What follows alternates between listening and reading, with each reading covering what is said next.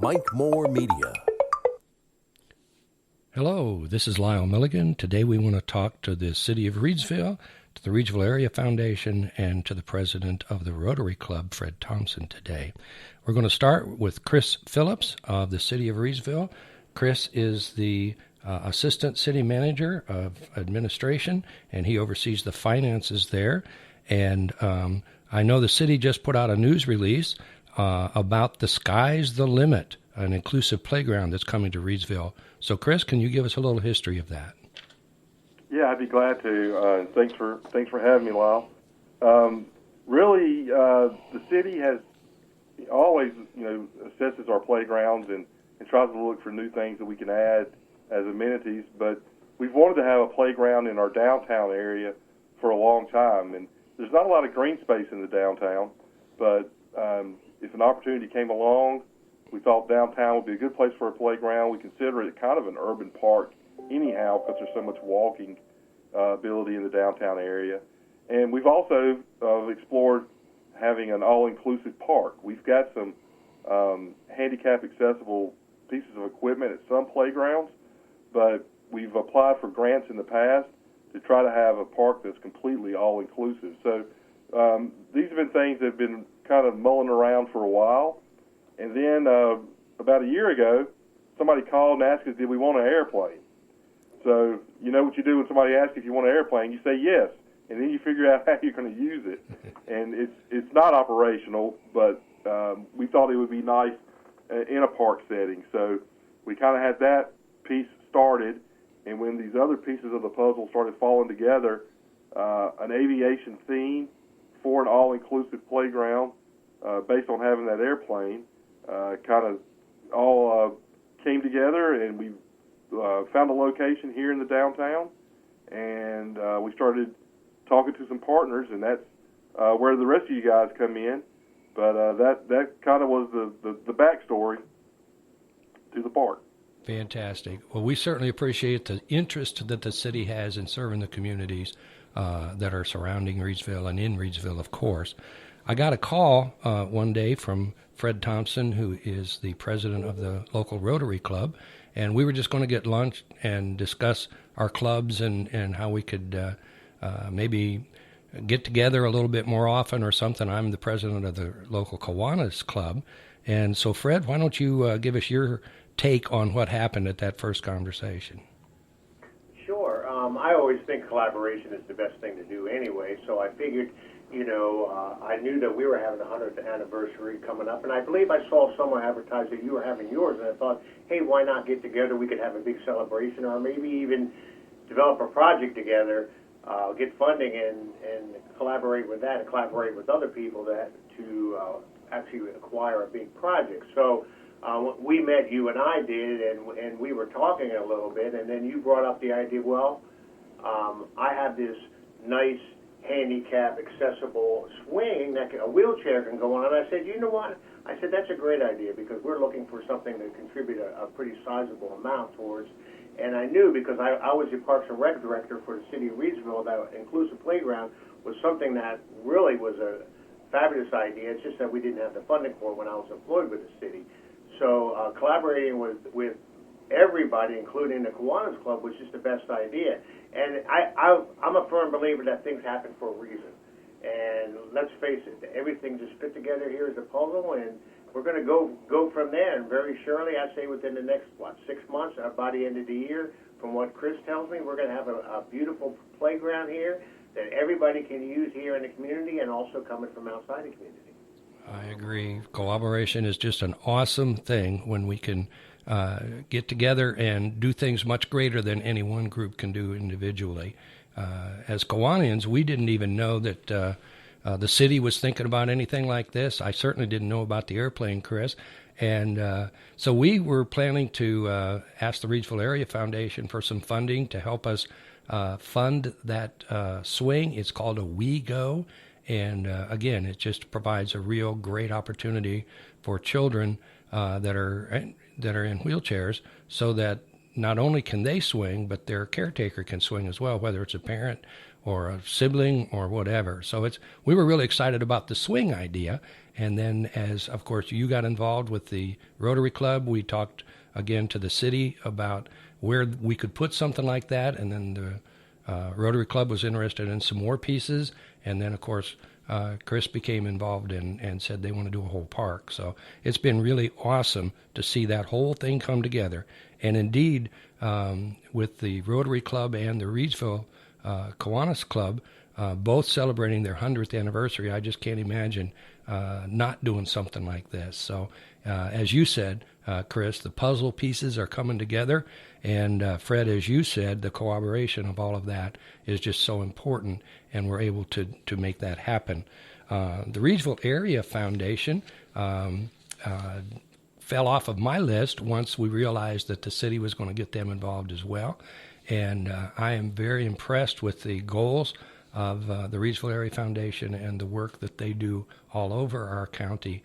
And Dawn is the one that helps that all happen, and she's the executive director there at the Reidsville Area Foundation. And again, Dawn, I read something on your website that I thought was really interesting. It said that you wanted Reidsville to be a place where everyone has access to what they need. And in my opinion, that fits perfectly with what we're doing with this playground, and particularly for the Kiwanis, the swing, and all of those things. And it's turned into a much greater project with your help. So can you share just a minute about how that fits with what the Reidsville Area Foundation does? I can, Lyle, and thank you for having me today. And I'm excited to partner with Kiwanis and Rotary as they both celebrate huge anniversaries.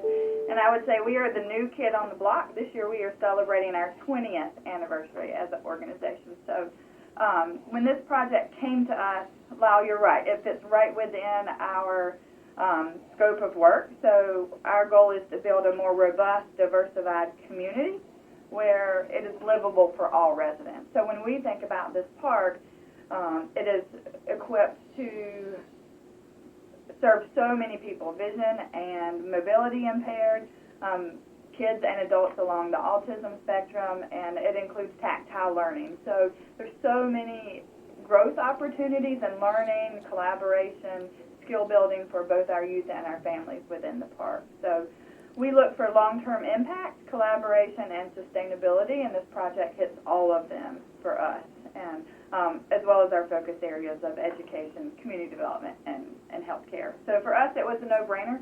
We were sitting in a board meeting, and one of our board members has a friend that has a child in a wheelchair, and they have to go to Greensboro or Winston-Salem. And so just imagine 5-10 minutes from their homes, they can have a play date as a group. So, and adults can use the wheelchair swing. So for us, it's important. It will bring people downtown, and it will also allow everyone to play, which fosters growth and learning. So thank you, Lyle. Well, thank you, Dawn. I appreciate you coming this morning and being a part of this conversation and future conversations I'm sure that we'll have about this wonderful project. You mentioned how it's going to benefit our entire community. I have a friend in Florida, and he was in a car accident, and they have a son. And one day he posted on his Facebook that he was really kind of bummed out because he took his son to the playground, but he couldn't play with him because he's in a wheelchair because of that automobile accident. And it really solidified for me the need for this type of equipment so that the parent can also be involved. And it's not just the children, but of course that's important. Kiwanis' theme is serving the children of the world. And as an international organization, we try to do that in a lot of different ways. And I know, Fred, you with Rotary serve the community as well in a lot of different ways. So it just really fit with what we're trying to do in a lot of different ways. Chris, if I can come back to you for just a moment here. So when do we think this might be finished up? I read, of course, the news release that the city put out, and I know that we're talking soon, but can you give us any idea of when this might come together? Yeah, I can. So the three of you came together to support this project. It was about half of the cost, and then City Council put up the other half of the cost. So this is going to be about a $600,000 turnkey playground. And one thing Reidsville area challenged us was to reach out to some families and that actually have special needs children, and to make sure we didn't have blinders on building this park. And I'm glad we did, because City Council had already pointed out to us that we didn't have a restroom facility near the park, and so they actually put an extra $100,000 over top of the $600,000 for a restroom. But after talking to some parents, we realized that restroom needs special amenities, and one parent explained to us that a changing table for a child is has to be there, but if it's larger for an older special needs child, an adult special needs child, that she's had to pretty bad situations. She's had to change her child in the past. So we're actually looking at putting an adult-sized changing table in one of the restrooms. So hearing from folks that live day to day with a special needs situations helped us to develop the park even further. And so we've had the company that makes the swing that Kiwanis wanted to put in a park, which is a really special swing. You say a swing and everybody kind of has a picture in their mind. This is a very nice swing, completely accessible, holds multiple people at one time, so that a wheelchair-bound person, adult or child, could be on it with others and interact and play. And it's a pretty expensive swing on its own. So you got to kind of see it to understand what it actually is. But the company that makes that one swing is who we're working with. Of course, they make all kinds of equipment and learning boards. We know that autistic children and adults are more visual and sometimes sensual. So there's going to be colors and patterns that you can trace with your finger, that kind of thing, that plays more to some people on the autism spectrum. So we're glad to be able to add those pieces to the park. They were up here last week, the designers, to look at the actual space. It's going to be in the green space behind City Hall, behind the parking lot at City Hall, which was land the city already owned, which helps with the budget. And we have a parking lot already right beside it, which helps with the budget. We will dedicate some spaces, but on the weekend, when we think there'll be a lot more people potentially on the weekend days, there's nobody that uses the parking lot, so the whole parking lot would be open. So we think it's a great spot, again, in downtown. We also met last week with local company, Smith Carolina, that does prefab restrooms, and we're expecting a quote from them any day now to do the restroom facility. But they also said, along with the playground providers, they can have it all done this year. And we hear a lot about supply chain issues out there. We don't think we're going to run into anything unless it's something that we don't know right now. We think we're shooting for October to have this park up and going. Fantastic. And the big thing about an all-inclusive park, the features of it will be accessible, but the ground under it is not going to be typical mulch like you have at other city parks. It's going to be a rubber matting that's designed for these kind of parks.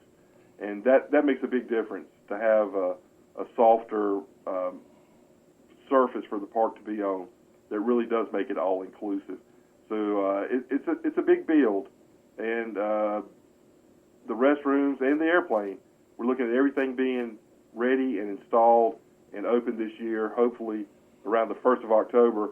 And we're fortunate, where we live, October, November, even December, there'll be some great play days. So folks will be able to access and use the park this year. Fantastic. We really appreciate the city's outlook and insight into these things, and thinking about stuff that most of us would never even have to think about. And so thank you very much for that.